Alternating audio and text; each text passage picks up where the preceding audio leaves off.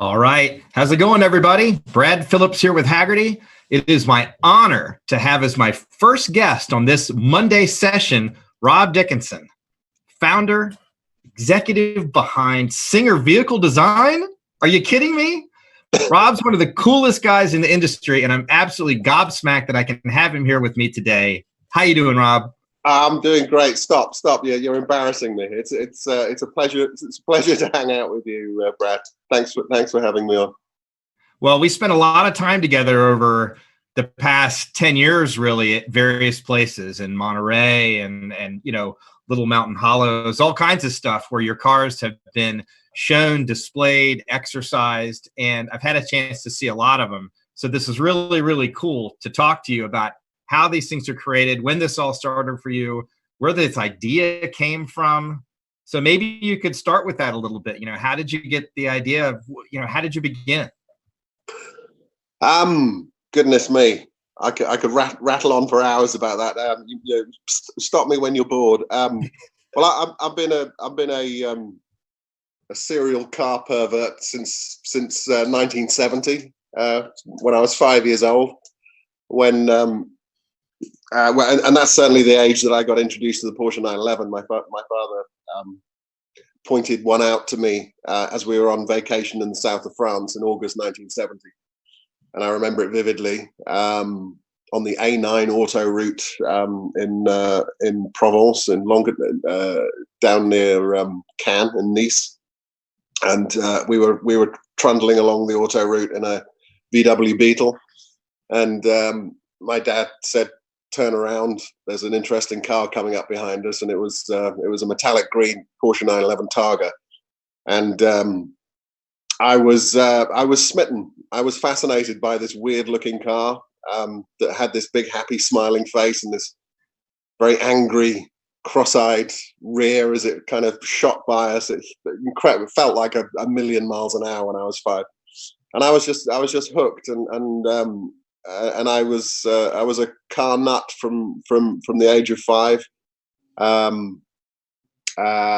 Ended up studying car design at Coventry University, working for a little while at Lotus, but all through that period I was also a musician, and my band got a recording contract. And fast forward to 2003, when I was in Los Angeles making a record.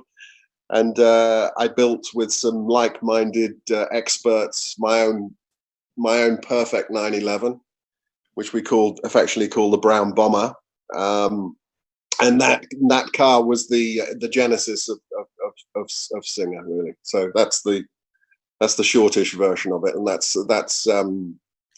that car was my daily driver in West Hollywood. I was living in West Hollywood, pretending to be a rock star, and also pretending to be Steve McQueen.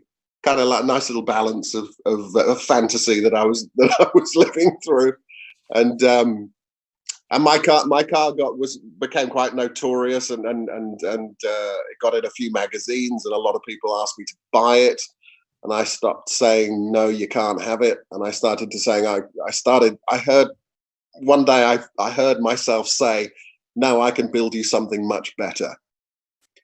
I actually heard myself say that at a stoplight on Wilshire Boulevard, and that, I think, was the moment that with a bunch of other events that was the germ of the idea of this appeal of the 911 is so enormous, and to present a classic 911, dare I say it, in an optimized fashion, had clearly wider appeal than the nerdiness that I had and a whole bunch of other early 911 freaks had about the car. The car reached a far bigger audience, and I was being stopped by lawyers and actors and musicians and just people who were like fascinated by my car. I think because of the color and the way it was presented, maybe. And it gave me this idea to what if I was given, I put myself and gave myself the opportunity to do it properly, dare I say. And that was the idea of, try and make a a greatest hits air-cooled Porsche 911. That was the idea. I think that's one of the things that people talk about the most when they see these cars that you're restoring, is that it's all in these little details. Every little square inch of the car is reimagined, restored to such an incredibly different standard than what you see in other restorations. So I think that's really carried through kind of all the way across, hasn't it? Yeah, it has. I'm a bit of a nut job for quality and for and execution and doing things, dare I say it, trying to do things properly, for sure. And if any car on planet Earth deserves a neurotic attention to detail, I would say it's the Porsche 911. And of course, many people do wonderful work with the Porsche 911, and we were very much inspired by that as well. But what I didn't feel existed was a holistic 360-degree appreciation of this icon of automotive sculpture, which was the Porsche 911. Icon's a bit of an overused word these days, but the car is legendary. It's Porsche's jewel, and I thought that it deserved a level of celebration which I hadn't seen anyone else do, and a level of celebration that was neurotically concerned about the quality of the conrods and the weight of the conrods, in as much as it was neurotically concerned about the quality of the leather and the bright work on the car and the paint and the consistency of the door gaps and everything else, and the weight. We just attempted to go over the car with a fine-tooth comb, looking to optimize the car, find the jewel beneath it, without edit out some of the less brilliant parts of the car, remove a lot of weight, and attempt to present a jewel of a car that was exquisite to look at, exquisite to touch, but also crucially exquisite to drive down the road. I really had this fierce determination to try and create the best driving air-cooled 911 I'd ever driven. I've had the opportunity to drive a few, some great ones and some not so great ones, from some of the best shops in the US and some of the best shops in the UK that have been doing brilliant work for many years, and was totally inspired by those guys, but wanted to put the whole thing together as a complete package and define from our perspective what an ultimate air-cooled 911 could look like. I think that was the goal. And you start, basically it's a 964 that you begin with, right? Late 89 on to 93, 94, like 94 in the US. Yeah. So how did you decide that was going to be the platform that you started with? Well, the first two cars we restored were based on the G model, the G series 911, which was always my plan. And we found that those two cars are wonderful and very dear to our hearts, because they're the first purest expression of perhaps what we were trying to do. But it became clear that the power that we were achieving from the engine and the balance of the car, the cars felt like true hot rods, which was wonderful. I mean, I was, my brown bomber, the first car that I built for myself, was very much a Frankenstein hot rod. It had a 3-liter engine from 1978 and a 1969 chassis. This wonderful interchangeability that the air-cooled 911 gives us. But the first two cars felt a little bit unbalanced in terms of their enormous power and the chassis' ability to perhaps handle it in a sophisticated way. And then the wonderful thing about the 964, which followed in 1989 for Porsche, which was if the press releases were to be believed, it was an 80% new car with a quite a profoundly different chassis and different suspension, power steering, a wonderful ABS system. It was clear that the 964 was a better foundation for our work. So it had all the quintessential elements of a classic early 911 with the trailing arm rear suspension, but it had just enough sophistication to make it relevant for the 21st century. And of course, when it was applied to our modifications and lightweighting philosophy, it became quite a wonderful thing. Which of course 964s are wonderful without us touching them. Before people shout at me, the 964s are wonderful cars, and as was the 993 that followed it. But the 993 was the first step towards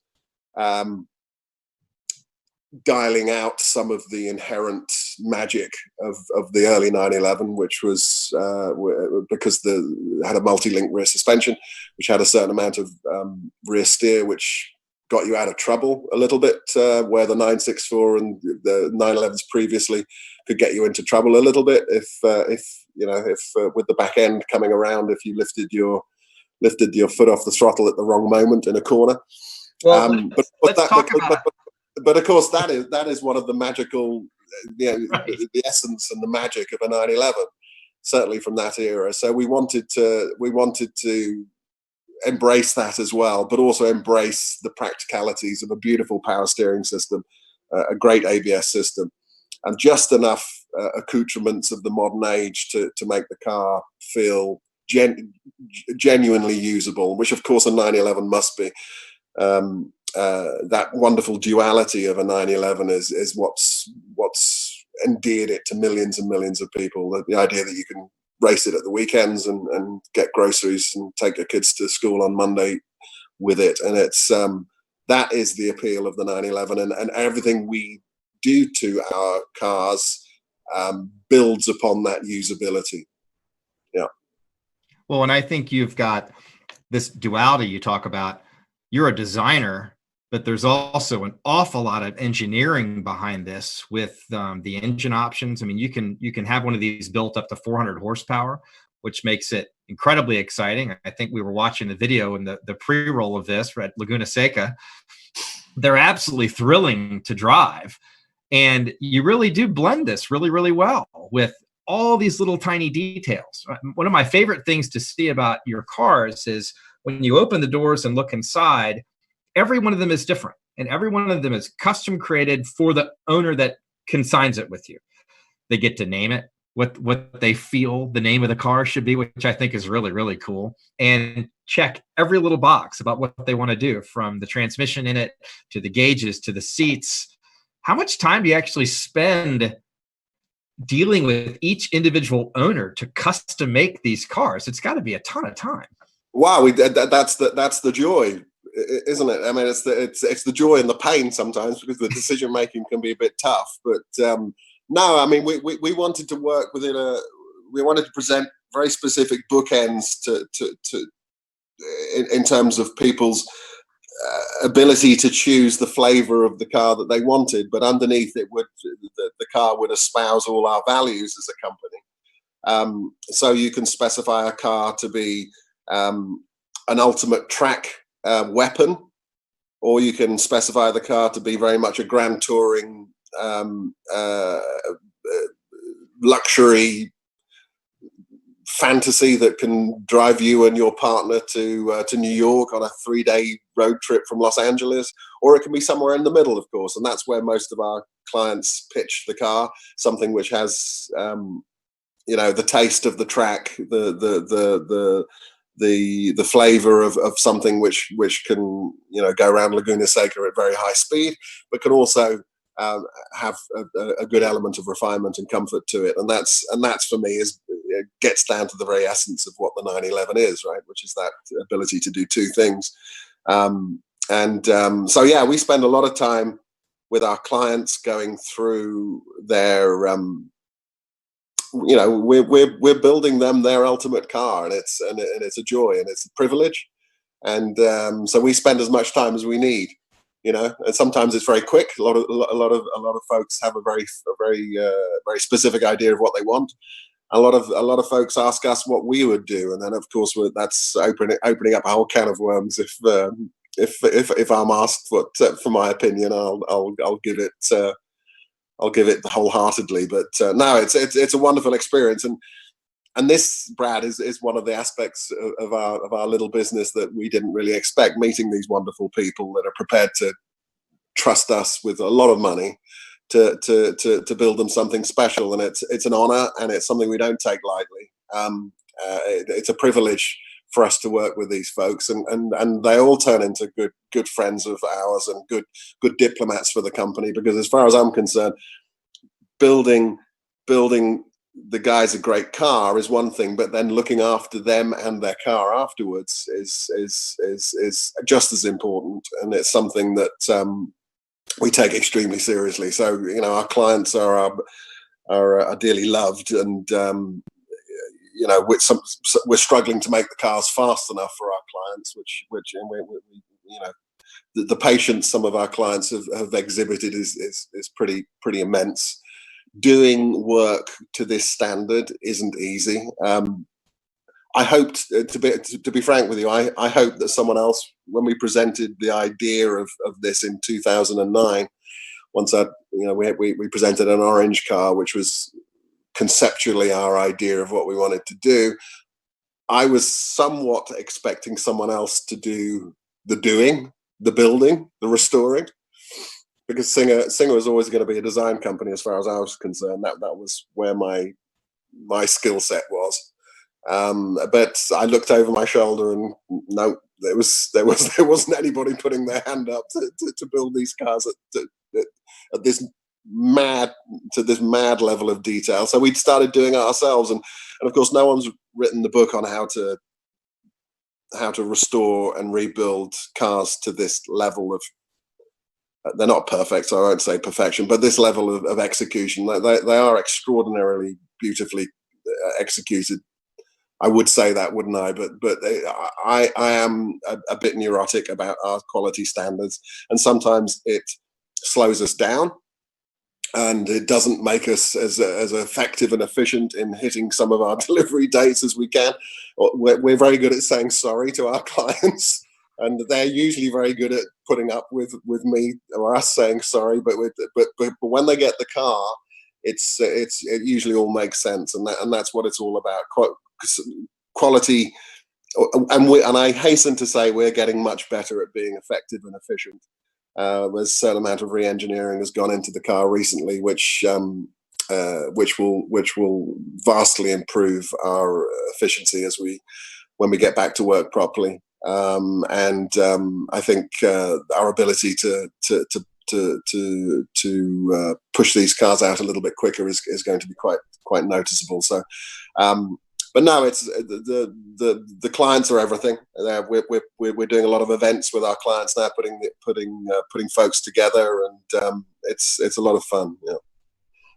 One of my favorite things with this too is now that you've been doing this for a while, you've had a couple of these cars that had been sold on the secondary market, which isn't something that happened before. They were all the bespoke creation of that original owner.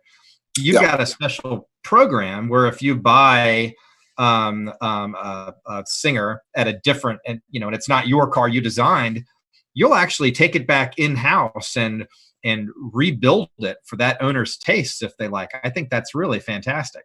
Yeah, I mean, we'll happily do that. It's called the Singer Encore program, which is kind of cool. And whether we change aspects of the car for the new owner, or whether we just fully inspect the car and bring the car back up to as restored, perfect standard, it works both ways. A lot of the cars have their own little excitement around them, and if the car changes hands, people don't want to change that because the car's a little bit notorious for whatever reason. But some people obviously want to make the car their own, and we're happy to do that as well. To have the car's in its second life usually when we're finished restoring it. If there's a third life for it to have, or a fourth life, so be it. Fantastic, right? It's all about vision and the car representing the client appropriately in terms of how they feel about life and how they feel about a car being particularly loud to look at, or quiet, or understated. It's very It's like a Rolex watch. I think every car enthusiast deserves a 911, and it should be exactly the 911 they want, and that's why we're on.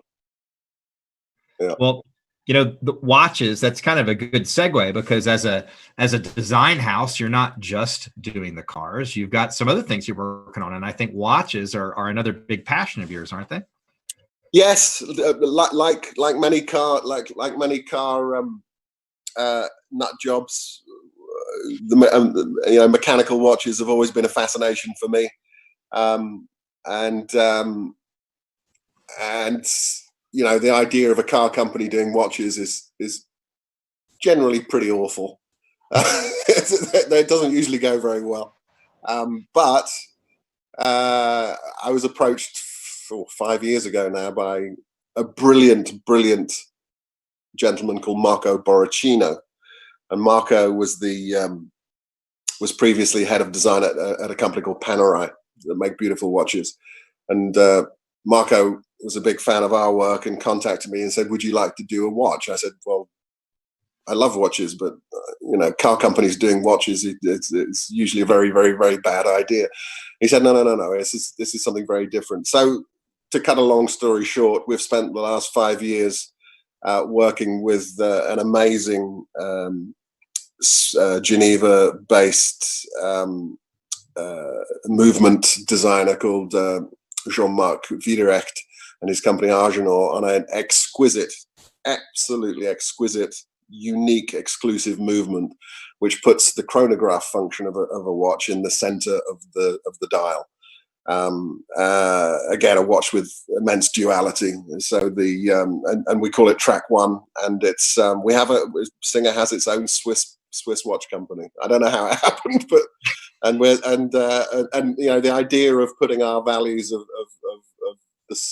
Singer as a car company into something else, and the idea that Singer, dare I say it, sounds a bit pompous maybe, but Singer is a philosophy as far as we're concerned, and whether it's attached to a car or a watch or anything else, it can function in other areas. The idea of a relentless pursuit of excellence for whatever we decide to put our attention on is fascinating to me.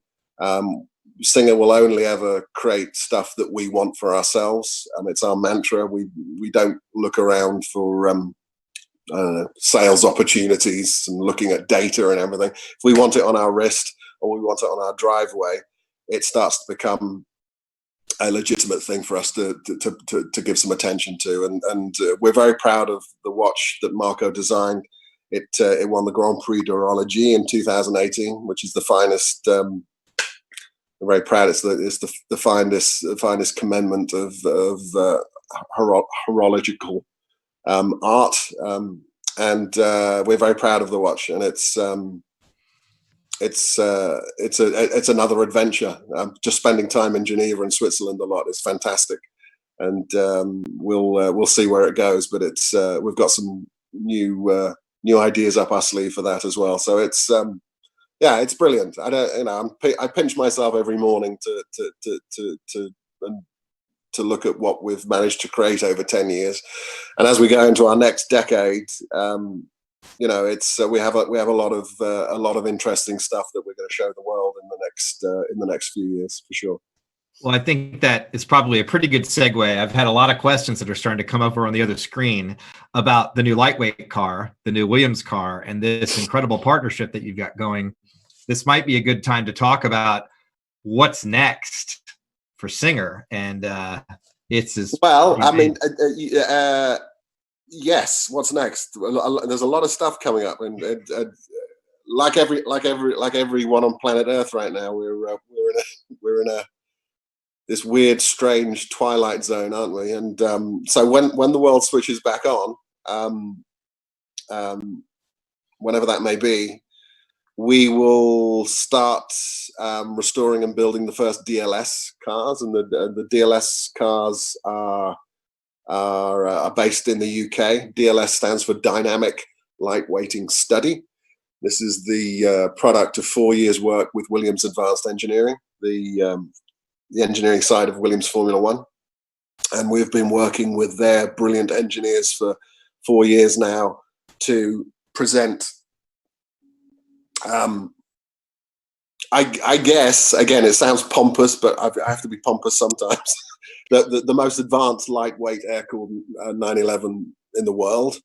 That was our goal, our modest little goal, to see what our work would look like when done in partnership with a Formula One team, in terms of its ability to understand lightweighting and aerodynamics, and crucially to the optimization of the air-cooled flat six, which we have spent a vast amount of time and a horrendous amount of money on attempting to present the most advanced air-cooled flat six engine ever. Sounds a bit yeah, it does sound pompous, doesn't it? But that's what we wanted to do, and we're working with a brilliant internal combustion engine engineer at Williams called John McGee, who has created a exquisite work of art in this 4-valve air-cooled, oil-cooled motor, which of course is still based on the 964 case. We had input from Hans Metzger, the god of internal combustion engines at Porsche, who's responsible for the original flat six. Hans looked over our shoulders while we were developing this. A 4-valve head on an air-cooled engine is not easy, and it's all about heat management. And it's Porsche thought about doing this for 30 seconds back in the 80s and thought better of it and went to water cooling. We wanted to investigate what if Porsche had taken the air-cooled engine to its natural zenith, its natural apogee, or whatever that word is, that its natural peak. And we wanted to scratch that itch, and we did. And the engine is an absolute masterpiece, and it's the heart of this holistically designed attempt to take a Porsche 964 and throw the book at it in terms of taking weight out of the car and adding and turning up the volume of that very magical essence of an air-cooled, normally aspirated Porsche 911. So these cars are going to be assembled at Williams's facility at Grove in near Oxford in England, and we start immediately. So we have 75 of those to build, and we're looking forward to that. So we have quite a significant footprint in the UK now as a company, and we're looking forward to building these gorgeous jewels for our patient clients as soon as we can. Yeah. So, and the big numbers on this, 1,000-kilogram car with a 500 horsepower engine, is that still roughly the target for this car? Yeah, it's the engine is now closer to 5. Hang on to your hats. It's I don't know. We had a picture that we could show of the car. Is that gone up of the engine? It's been running through. Has some ram air intakes on the side of the side glass, which at about 100 miles an hour radically add horsepower to the engine. So we're once the car is rolling and the ram air effect is actually working, we conservatively think there's another 45 or 50 horsepower in the engine through the ram from the air being forcibly inserted into the engine. So it's well over 500 horsepower. The car's got exquisite ABS brakes that were done for us by Bosch. The car's been dynamically dialed in by Marino Franchitti, our great friend Marino, and Chris Harris has been a big part of the development as well. Our great friend Chris, who's been keeping us honest for the last 4 years as we've gone through this, and of course the vehicle dynamic experts at Williams as well, who are geniuses. A lot of ex-Lotus guys there. So I used to be at Lotus, and anyone that's attached to vehicle dynamics that used to work at Lotus knows what they're talking about. And so we've got a lot of love being put onto this car from some people who really know what they're talking about. And I'm very proud that, you know, one thing we talk about a lot is that at the company, we're really, really good at knowing what we're no good at. And there's a whole bunch of stuff we're not good at. And we love picking up the phone and finding the brightest, smartest people in the room to ask them humbly if they'll come and help us. And amazingly, they often do. And to develop cars in public, with transparency, with wonderful people that are doing stuff because they love it and not necessarily looking for a paycheck, is just something that we've stumbled on, and we intend to build upon in the years to come. It's wonderful working with a great team. Trying to pretend you can do everything yourself is absolute nonsense. So we're very good at not pretending to do that. We surround ourselves with the smartest people we can, and it's a massive team effort. Williams have been spectacular in what they've given to this car. Michelin have been spectacular, making us special tires. BBS have made us special wheels. Mahler have made us special software. Bosch have been incredible in terms of their support of this car. You know, these are the towering Momo, Recaro, all giving us exquisite, exclusive stuff for this car, purely because they love the idea of the car. They are like-minded people. The faith I had 10 years ago, when I was spending a lot of my father-in-law's money to try and put my fantasy into life, was based on the fact that my love of this strange German sports car was equal to other people's love for it, and someone had to do what was in my mind, or else someone else would do it. And I wanted to be the one that did it, because I knew that what I loved about the 911, everyone else loved about the 911. And you know, one of the things I think we're most proud of is that our work is unavoidably expensive, and I've spent the last 10 years apologizing for how expensive our cars are. I can't afford one of our cars, and we haven't lost some of the support of the wonderful grassroots Porsche community, which I very much consider myself to be part of. And you know, the idea that we're just living the dream and doing what other people would do if they had the time is wonderful, and I think we'll never lose that spirit at Singer. So working collaboratively, being as humble as we can, and as transparent as we can about the work we're doing, is extremely important for our company. And we have a wonderful group of people that pull together, all for the good of the product, say, or the car. And it's something to behold. It really is. Well, and you would talk about the pricing of these things. If someone wants to consign a restoration, I mean, what are the real costs involved in this? Well, the average, I think the average commission of a classic is around about $650,000. So it's a huge amount of money. But we should be charging twice as much for the work that goes into it. Well, this is the ridiculous thing. To do work to this standard, and anybody who has restored a car, or any body shop or any engine shop will quietly, hopefully, agree with me that it's to shoot for the stars in quality when it comes to restoring a car is bonkers. The costs and the hours involved are bonkers, and this is what we got into rather reluctantly 10 years ago, because I had a pretty good idea how bonkers it was, because I'd built my own car with some experts in 2003, chasing perfection all over the place and realizing that it was almost impossible, and wanting to constantly improve stuff. Well, we do that, and we do it, dare I say it, at good value, because of the bonkers amounts of hours and attention and execution quality that goes into our cars is kind of unheard of a little bit in terms of normal restoration quality.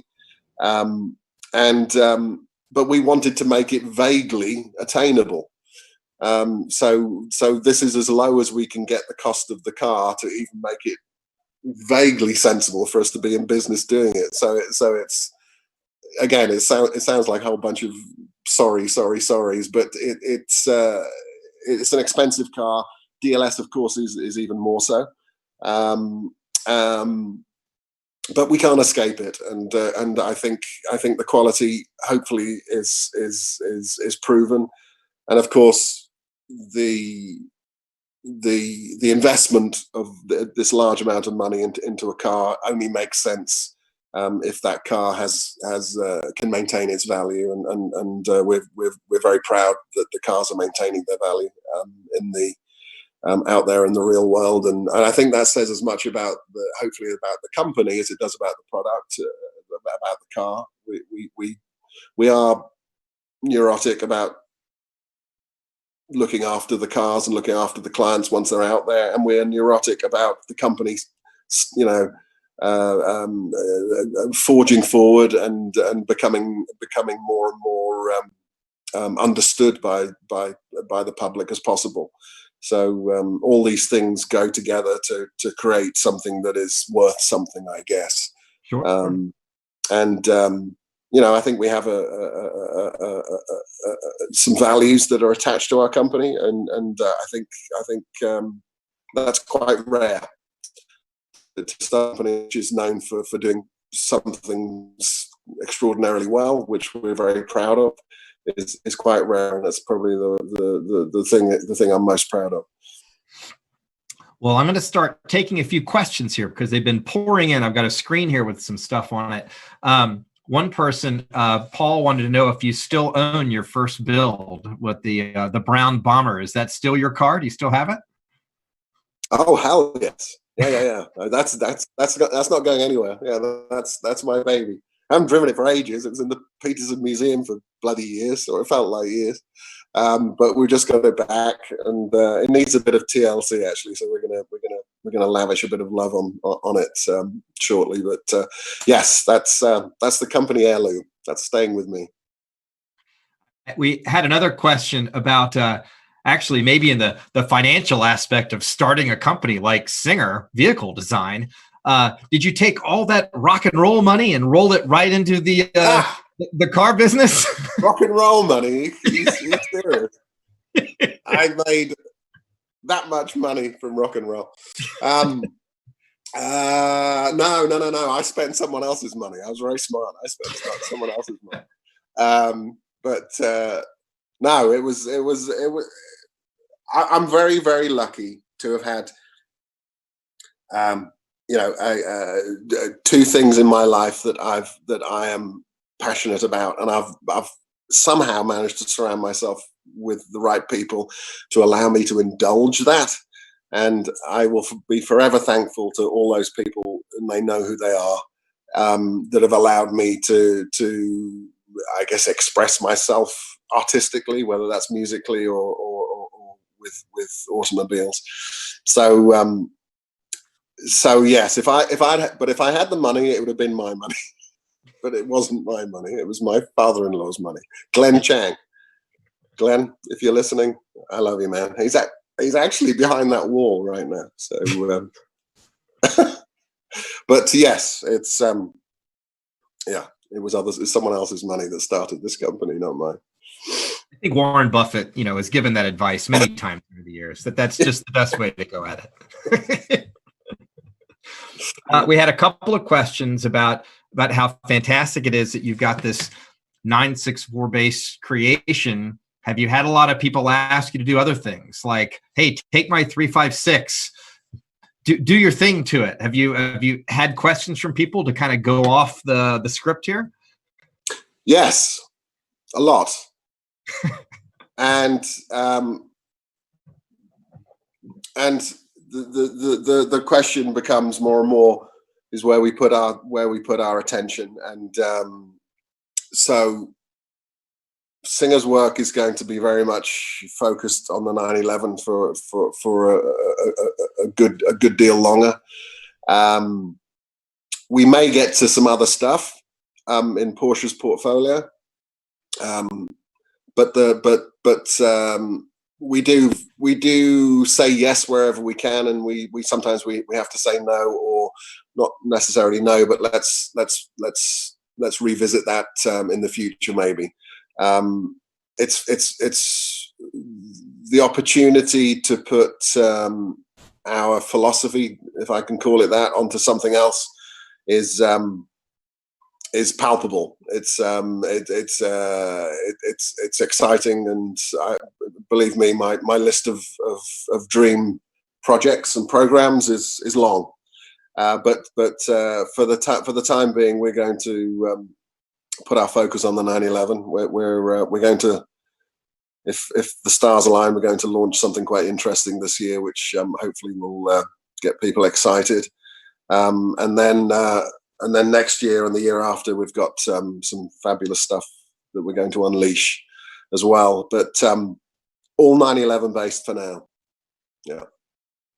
Well, we had a question also. Chris had asked if you knew Peter Schutz, who's best remembered for blocking plans in 1981 to end the production of the 911. Obviously, you would be against that. Have you ever had a chance to meet him?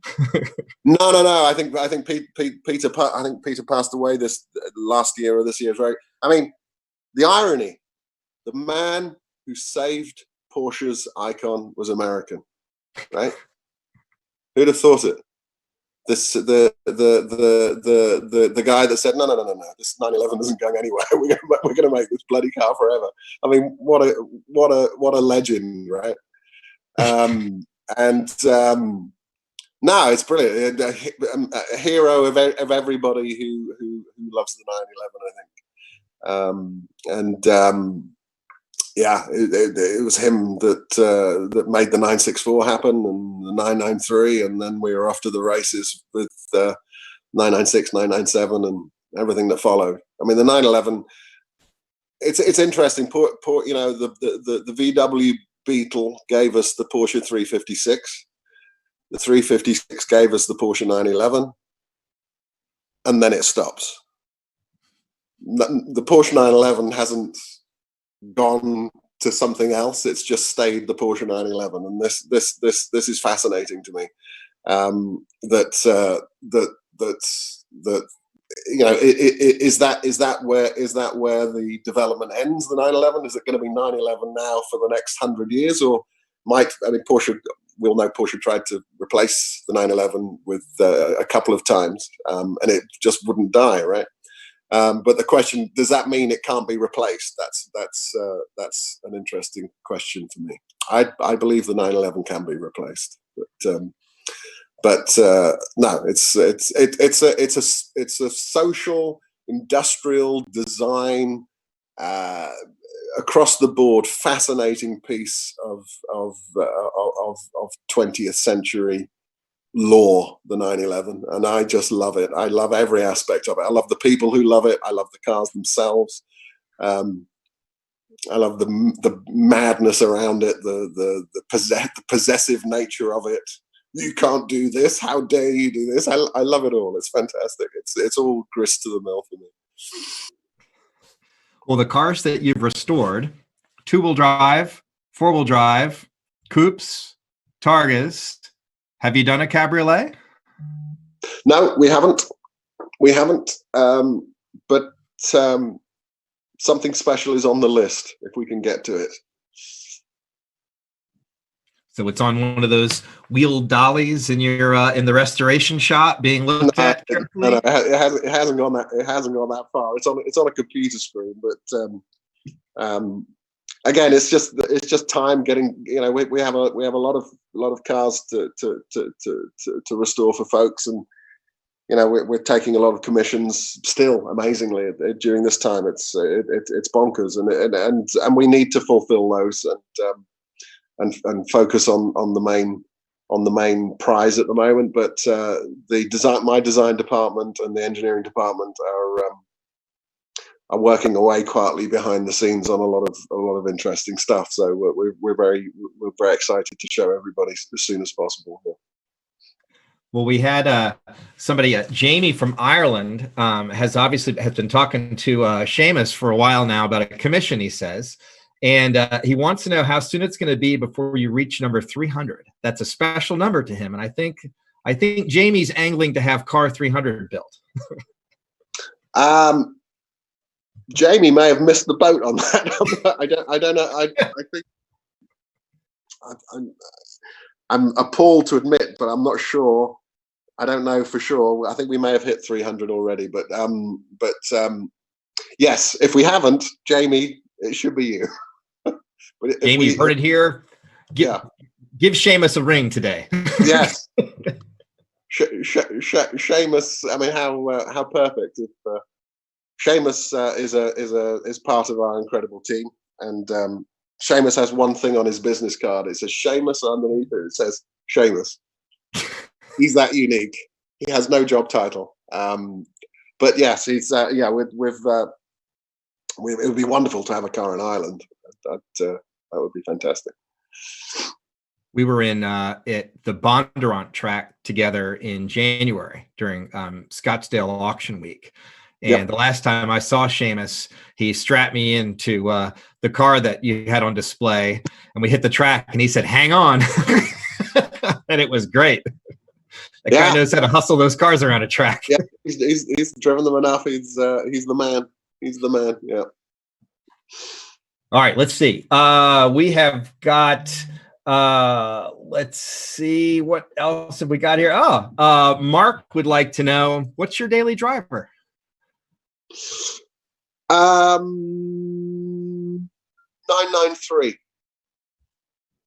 I've got a 95 993 that I adore.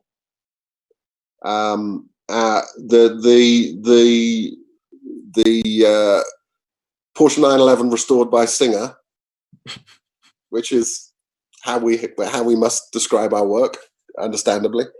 Yes. I do have access to one of those, but it's always being used by someone else. So I would love to be driving around in one of our cars daily, but I'm not allowed to because it's being used somewhere else. So next best thing is a red 993, and I've got a Mini as well. I've got a Mini Cooper, John Cooper Works, which I really love. That actually was a part of another question that had come in. You ever plan to do? So you've got the 964 based ones. If you went to a 993 base car later on, would that? What would you think about that, or is that ever in the plan? No, no. I think we picked the right we picked the right car to base our work on. No, I clearly love the 993 because I've got one, but I don't necessarily see it having being part of what we do at the moment. But you never know. But it's an absolutely wonderful car, the 993, and I wouldn't want to mess with it too much. So 10 years down the road, knowing what you know now with that first build, what would you have done differently versus what you're? I would have believed in myself and our idea a little bit more earlier on. I mean, I feel that the gestation period getting to the point where we presented our idea back in 2009 was so terrifying, and I use that word correctly because it was terrifying because I was spending a lot of someone else's money, as we just discussed, but I still had the faith that it would be okay. I didn't know what was going to happen, Brad. I certainly didn't expect to be sitting here talking to you with 10 years under our wings at that point, but I did know it would all be okay somehow. I didn't know what that meant, but I had the same feeling when my band started. I knew that we'd be okay. I didn't know where we'd go or how many records we'd sell or anything else. I knew we had a good band, and I knew we would make some good music. And I threw caution to the wind and basically left a career in car design for music. And when I came back to do Singer in 2008, I felt the same way. Early on in the 2010, 2011, 2012, it was very, very dicey as to whether we could get the traction that we needed to stay around as a company. And there were things that we didn't do then that we should that would have made life a hell of a lot easier now. And we delayed those because we weren't sure how long we could survive. We got through those years, and I mean, I don't regret anything. I mean, everything has happened exactly as it should. Decision making could have been better, but that's not the way life works, is it? It's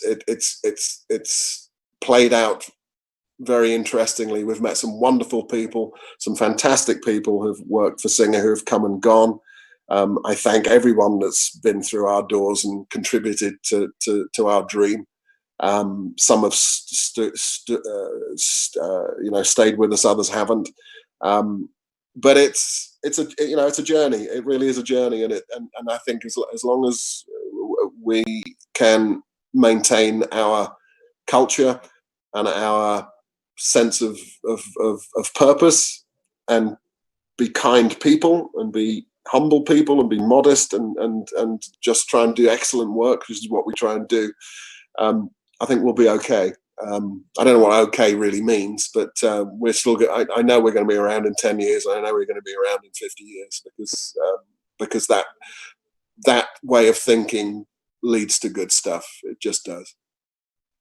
Well, and you've got really fantastic people that work for you. And you talked earlier about some of the partnerships that you have: Michelin, BBS, Momo. These are absolutely fantastic companies. How does all that come about? Do they approach you and just say, we'd like to design a tire for your car? Or do you say, I've got the specs and I'd like you to design one for me? How does all that sort of stuff gel together? Well, we pick up the phone and ask these folks. I mean,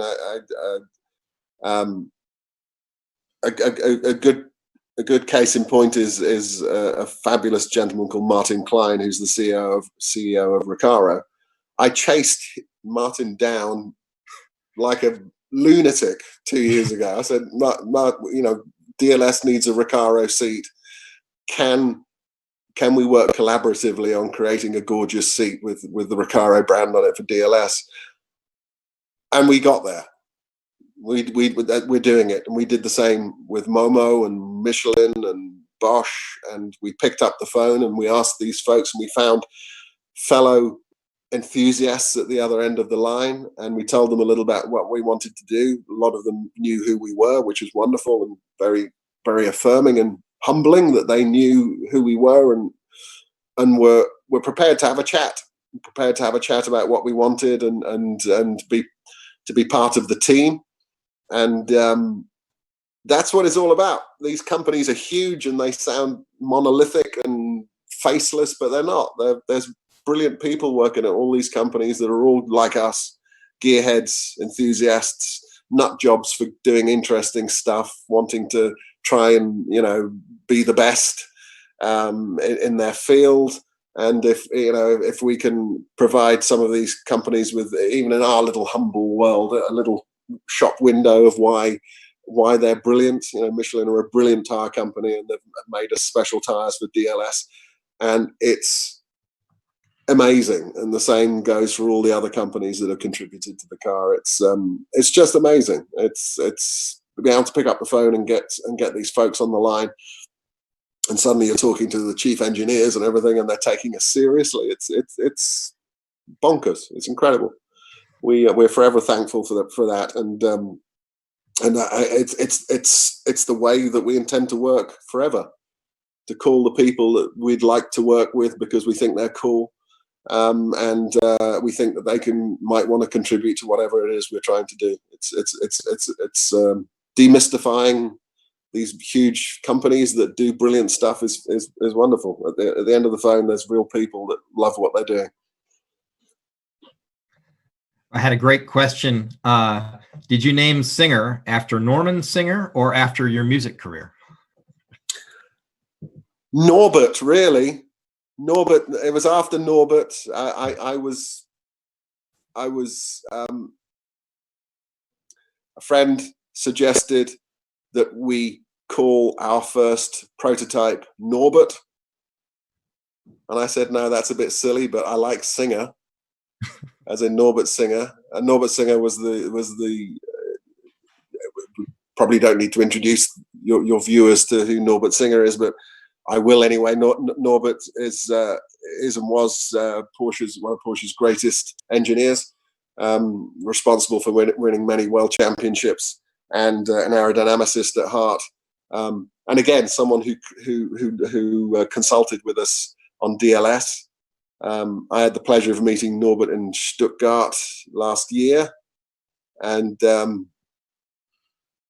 yeah, it was brilliant. Norbert came up to me and we shook hands, and he looked at the work, the results of some of the aerodynamic advice he'd given us on the car.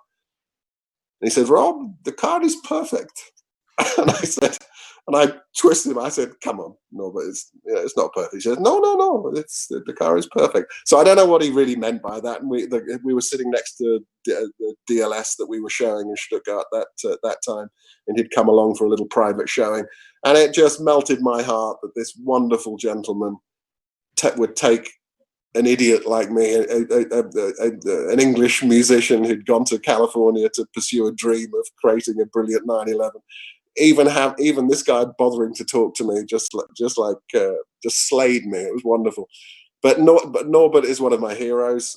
So Singer, and of course I was the singer in my band, and the sound of the 911 engine, the song, if you like, that a 911, it just made a lot of sense.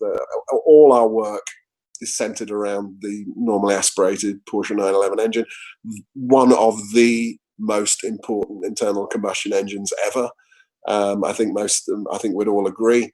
And to attempt to even touch it is sacrilege for many. But there you go. We've been stupid enough to try and do it.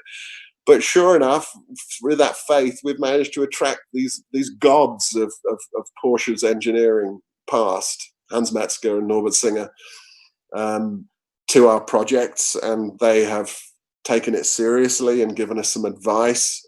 And just brilliant, just brilliant. And I will go to my grave happy that I met Norbert Singer and Hans Metzger, and they even bothered to say hello to us. It's incredible. So I mean, these are the towering gods of the hobby that we all love so much. Without these guys, there wouldn't be this incredible history of the Porsche 911. And yeah, to even be in their vicinity is we're very proud. Yeah.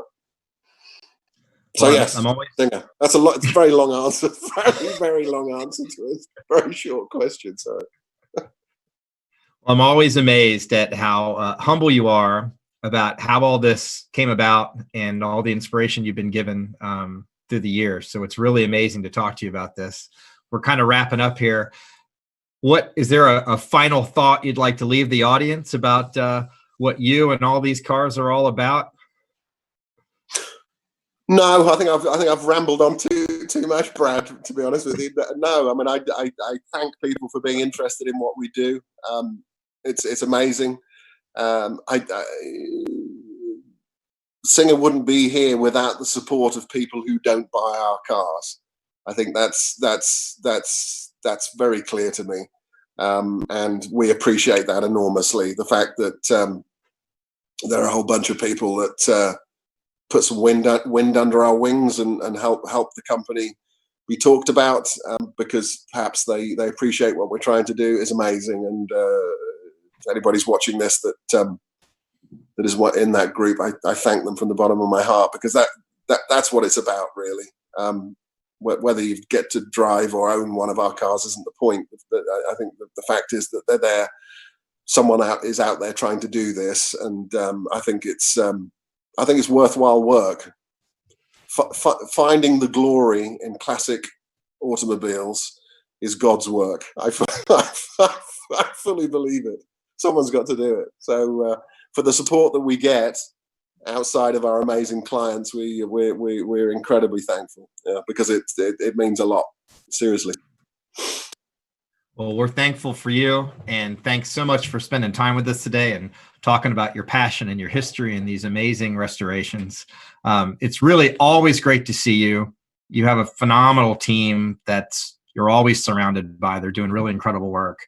I hope soon I can come back and see what we'll call the factory, where these things are restored and these bodies are rolling around and moving from start to finish. And it's just absolutely incredible to see. And you're just brilliant. It's an amazing, amazing endeavor that you're putting out there. It's really, really brilliant.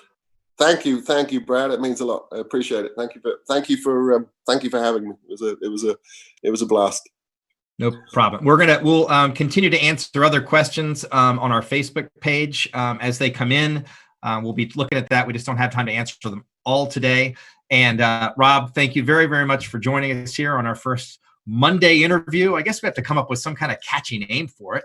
You're good at this stuff. Help me come up with a catchy name for this, Monday interview. It just rolls off the tongue so nicely. Brilliant. All right. Well, thank you again. I'm Brad Phillips with Hagerty, Rob Dickinson, Singer Vehicle Design. We appreciate you guys all tuning in and listening today. Rob, thank you again. It's been really great. Thanks, Brad.